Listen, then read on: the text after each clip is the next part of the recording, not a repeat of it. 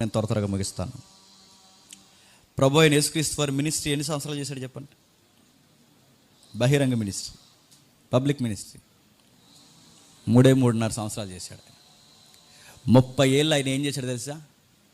Carpenter work చేశాడు. గుర్తుపెట్టుకో, 3 సంవత్సరాలు ఆయన బయట పనిచేస్తే 30 సంవత్సరాలు అంటే 30 సంవత్సరాలు మన వయస్సు 30+ వచ్చేంత వరకు ఆయన ఏ పని చేశాడంటే కార్పెంటరీ వర్క్ చేశాడు. ఇప్పుడు అడుగుతున్నాను, ఆయన కార్పెంటర్ వర్క్ ఆ షాపులో చేస్తే, ఆ షాపులో ఎవడైనా వస్తువు కొనడానికి వెళ్తే ఆ వస్తువు ఆయనే తయారు చేస్తే, ఆ వస్తువు ఆయన ఎలా తయారు చేసి ఉంటాడో ఒకసారి గెస్ చేయండి.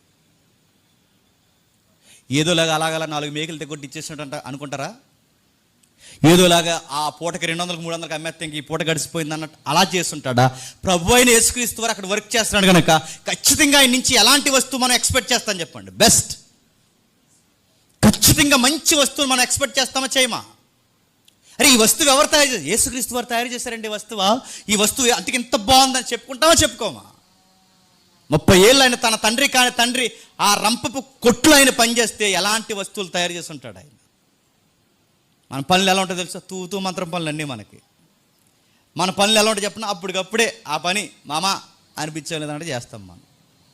మన పనులు ఎలా ఉంటాయో తెలుసా? ఆ టైంకి చూస్తే ఒకలాగా చెప్పండి, చూడకపోతే ఒకలాగా.